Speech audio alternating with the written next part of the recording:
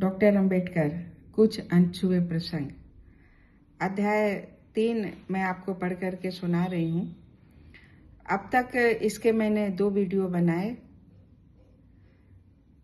उनका व्यक्तित्व और पारिवारिक जीवन।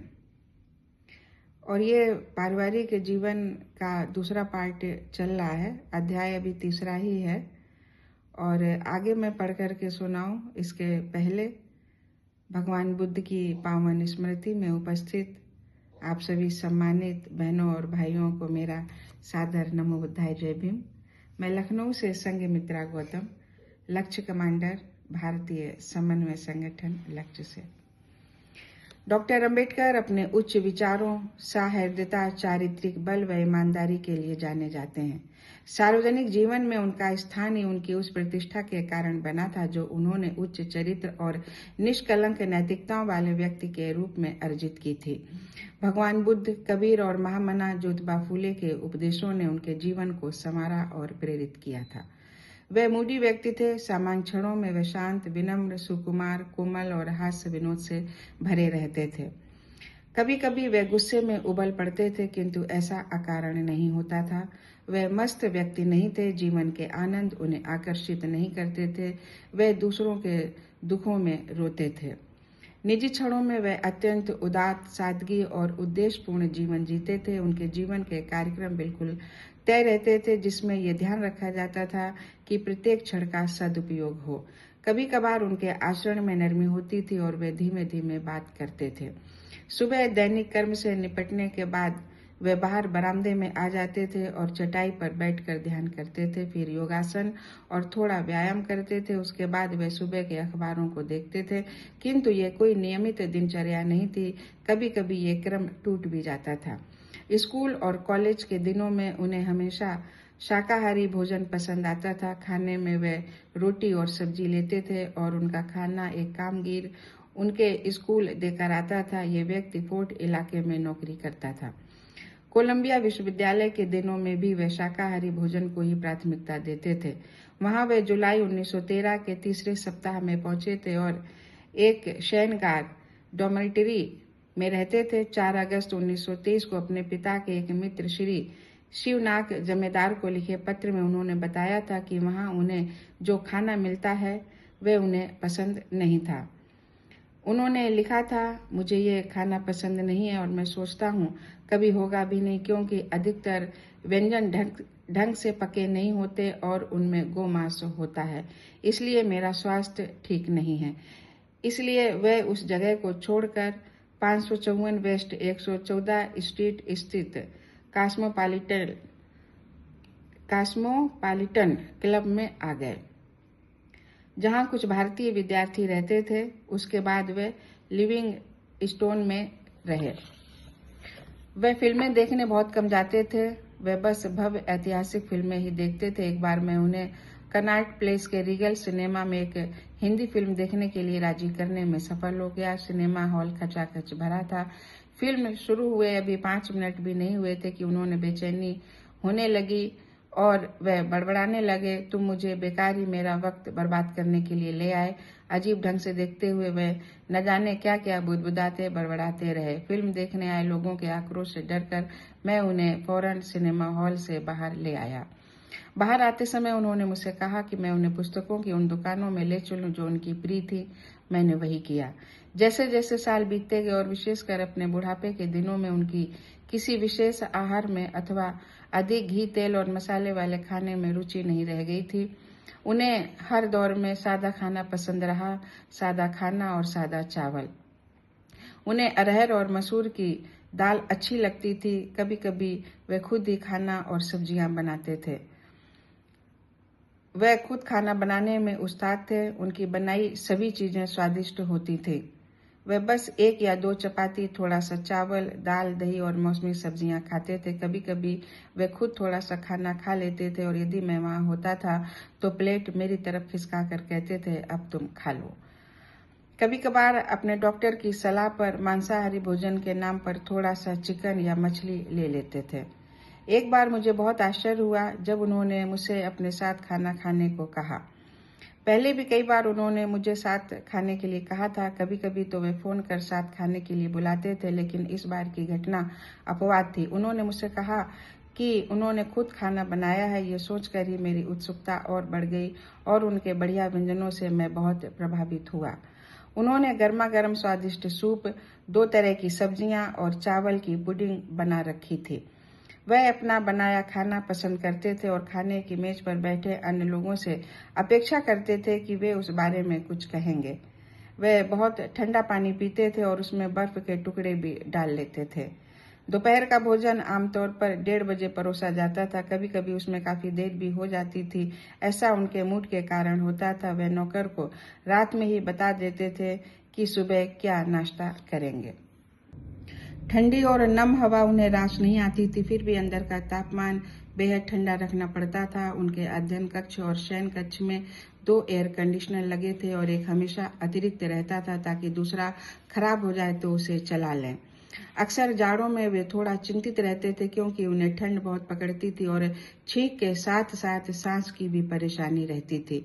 उनके पास एक रेडियोग्राम था जिस पर वे मुझसे बौद्ध ज्ञान के रिकॉर्ड बजवाते थे। उनके पास HMV his masters voice company के ऐसे 4 ग्रामोफोन रिकॉर्ड थे और उन पर उनका नाम छपा था।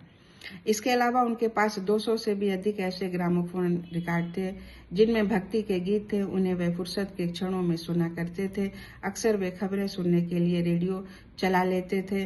वे फोटोग्राफरों को अपनी तस्वीरें खींचने के लिए बहुत कम मौका देते थे। ऐसा बहुत कम मौकों पर होता था कि फोटोग्राफर जब उन्हें सुबह या शाम को बाहर बैठा देखता था तो चुपचाप उनकी तस्वीर खींच लेता था। गर्मियों की एक शाम वे बड़ी विचित्र स्थिति में दिखाई दिए। वे गाउन पहने हुए थे जिसके बटन भी नहीं लगे हुए थे और कमरबंद भी नहीं कसा था। वे एक बहुत बड़ी लंगोटी पहने थे। जब मैंने मुस्कुराते हुए इस तरफ इशारा किया कि उनके गाउन के बटन खुले थे और लंगोटी का पिछला हिस्सा उनके पीछे फर्श पर झाड़ू लगा रहा था, तो उन्होंने कहा, क्या ये सच है या कि तुम मेरा मजाक उड़ा रहे हो? फिर उन्होंने नीचे देखा तो उन्हें पता चला कि मेरी बात ठीक थी। तुमने ये सब कैसे देख लिया? जब मैंने साहस करके दोबारा उनका ध्यान उनकी गुलाबी रंग की लंगोटी की तरफ दिलाया तो वे मुस्कुरा दिए और बोले, लगता है तुम्हारे पास बाज की आंखें हैं। कभी कभी ऐसा हो जाता है और मैं अपनी पैंट पहनना भूल जाता हूँ। कभी कभार अपने जन्मदिन जैसे मौके पर यदि वे अच्छे मूड में होते थे तो जय जयकार करती भीड़ के बीच घूमते थे, उनमें खुलकर घुलते मिलते थे, या फिर फूलों, बधाइयों और आशीर्वादों से सजी बहुत बड़ी मेज के सामने लगी छोटी सी मेज पर बैठ जाते थे और लोगों से फूलों के गुच्छे स्वीकार करते थे। अब उनकी वेशभूषा कैसी थी इस बारे में हम बता रहे हैं। बाबा साहेब डॉक्टर अंबेडकर को महंगी पोशाकें, बेहतरीन ढंग से सिले ऊनी और सूती सूट बहुत पसंद आते थे। उनकी ये राय थी कि कपड़े ही आदमी के लिए होते हैं, आदमी कपड़ों के लिए नहीं होता। उनकी दृष्टि में वे कपड़े सबसे अच्छे होते थे जो उनकी जरूरतों के मुताबिक होते थे, विशेषकर वे कपड़े जिनमें उन्हें पूरी तसल्ली और आराम मिलता था। कोई भी व्यक्ति उन्हें कोई नया फैशन अपनाने और दर्जी बदलने का कितना भी आग्रह कर लेता, वह अपने पुराने दर्जी से संतुष्ट थे और उसे बदलने के लिए कभी राजी नहीं हुए। इस तरह की बातों में उन्हें मजा आता था और वे खूब जोर से हंसते थे। इस तरह पुराने फैशन के प्रति उनकी वफादारी चलती रही। बुढ़ापे में भी उनमें बच्चों की सी ईमानदारी और सादगी मौजूद थी। उन्हें साफ सुथरे कपड़े अच्छे लगते थे। जब वे उच्च स्तर की पढ़ाई के लिए लंदन में थे तो उन दिनों वे कपड़ों पर बहुत कम खर्च करते थे और अपने बचाए पैसों से अपने आजीवन साथी यानी पुस्तकों की खरीदारी करते थे। अपने निजी क्षणों में वे बहुत ज्यादा सादा जीवन व्यतीत करते थे। गर्मियों में वे धोती या लुंगी या कुर्ता पजामा पहनते थे। कुछ विलक्षण मौकों पर वे मूड में होने पर कमीज, लुंगी और चप्पल पहन लेते थे और तब दक्षिण भारतीय मद्रासी लगते थे। सर्दियों में आमतौर पर ऊनी कमीज, कोट, स्वेटर और मफलर पहनते थे। वे शॉल और ओवरकोट बहुत कम ही पहनते थे। वैसे औपचारिक समारोह में वे अवसर के उपयुक्त पोशाक ही पहनते थे। तब वे सूती या ऊनी सूट, हैट, फेल्ट कैप या कैप जैसा कि मौका होता था पहनते थे। साथ ही वे शिष्टाचार का भी बहुत ध्यान रखते थे। बहुत ही कम मौकों पर वे अचकन पहनते थे। एक और मौके पर उन्होंने जुड़े कॉलर वाली कढ़ाई की हुई एक कमीज पहनी थी। उनके पास उम्दा सिलाई वाले 2 गाउन भी थे, जिन्हें वे तब पहनते थे जब उन्हें सुप्रीम कोर्ट जाना होता था। अपने बेदाग सफेद भारतीय वस्त्रों में वे किसी गंभीर चश्माधारी रोमन सीनेटर की तरह दिखाई देते थे। फिर भी वे बहुत सादा जीवन ही जीते थे। गोलमेज कॉन्फ्रेंस, श्रम सदस्य, वायसराय की कार्यकारी परिषद, स्वतंत्र भारत के कानून मंत्री, कॉलेज प्रोफेसर जैसे मौकों अथवा भूमिकाओं में और राष्ट्रपतियों, प्रधानमंत्रियों और विदेशी विभूतियों के साथ संसद भवन सम्मेलनों और सभाओं, सार्वजनिक समारोह में गरीबों और जरूरतमंदों के साथ लिए गए उनके दुर्लभ फोटोग्राफों में वे विभिन्न किस्म की पोशाकों और वस्त्रों में दिखाई देते हैं। उनके ऊनी और सूती सूटों में बड़ी बड़ी जेबें होती थीं, जिनमें ढेरों कागज आ सकते थे। जेब के अंदर एक और जेब और उस जेब के अंदर भी एक और बहुत छोटी सी जेब होती थी, जिसमें उनका फाउंटेन पेन कस जाता था, और ये एक और अतिरिक्त आकर्षण की बात होती थी। उनकी अलमारियों में किस्म किस्म के hat, cap, felt hat, necktie और कॉलरों के अलावा खूबसूरत और मजबूत छड़ियां भी सजी रहती थीं। साल दर साल बीतते गए तो उनके वर्षों पहले सिले गरम सूट ढीले पड़ गए, क्योंकि लंबी बीमारी के कारण उनकी भव्य काया ही सिकुड़ गई थी। इन्हें दोबारा सिलवाया गया। जिस दर्जी को इस काम पर लगाया गया था, उसे उनके साथ बहुत मुश्किल पेश आई, क्योंकि वे कुछ बदलावों के लिए हिदायतें पर हिदायतें देते चले जाते थे। कभी कभी वे दर्जी को अपने कमरे में बुला लेते थे या फिर उसकी दुकान में ही जा धमकते थे और कुर्सी में जमकर उसे कुछ देर हिदायतें देकर चले आते थे। एक बार इस तरह दोबारा सिले गए एक ऊनी सूट को उनकी हिदायत के मुताबिक फिर से उधेड़ा गया और फिर से सिला गया। कई महीनों तक ये सिलसिला चलता रहा।